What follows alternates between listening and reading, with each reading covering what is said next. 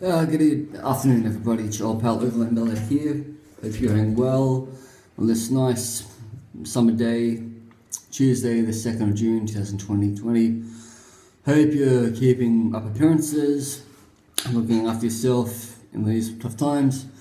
So, today, being the 2nd of June 2020, it is 3 years today since I moved to London. And basically, all I had to do was pick my stuff up in Birmingham, pick up my medication from the GP, get on a bus, and go to London. It was that simple. I never really wanted to live in London, but after 3 attempts at living in Birmingham and nobody giving me a job or good hours, I thought, okay, stuff it. I might as well do what my father told me to do many years ago. So I arrived in London on the 2nd of June, and I stayed in a hostel for my first month. Well, actually, I stayed in hostels for the first year. And then after a few weeks, instead of going back to Australia, I got a job, and that allowed me to work, earn a wage, and then months down the track, I started going to a lot of amazing countries: Georgia, Armenia, Kazakhstan, Malta, Norway, Vatican City, Belarus, and Iceland.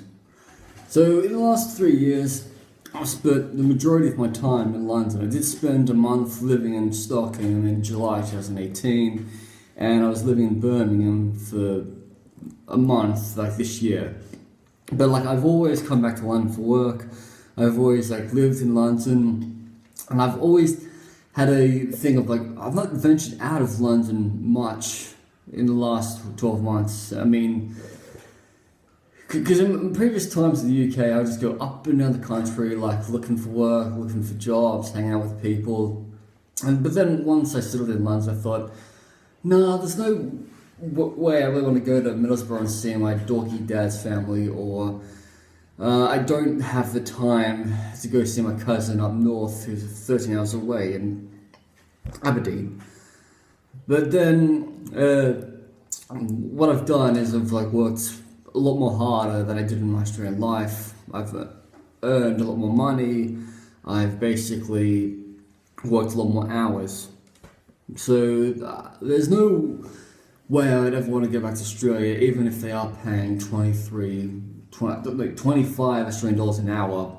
You're half that, and that's over £12 and stuff. But always remember that the pound sterling is a stronger currency than the Australian dollar. So that's why it's best if I live in the United Kingdom. As for issues and stuff, I've never had a fixed place. I mean, I was living with this woman for 14 months. That was just basically just on again, off again. I'd go away for a few weeks to go abroad, and then I'd come back. But then I had to move out because this whole coronavirus thing, because I wasn't working. But I am kind of hoping I can move back in a few months' time when I get back to work and I think settles down and stuff. If you want to move to London from anywhere in the world, unless you have a lot of money, you'll basically be living in youth hostels until you get your first paycheck. And then you may even still be staying in the hostels for a while, if you don't trust the rental games. I mean, I had money taken off me by a landlord, and he lied to me, and he said he never paid my rent. So I said, well, fuck you, I'm leaving.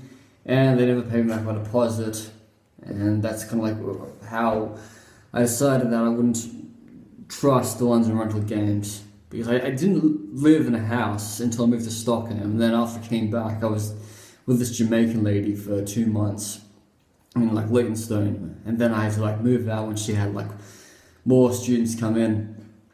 So so 3 years in with one city, it's a good accomplishment. I mean, I've been in the United Kingdom for 5 years, despite the fact that I was away from the UK for many months looking after family overseas. So here's the next 12 months in London, and please God help me move to Sweden before the Brexit door ends. I'm Overland. Cheers.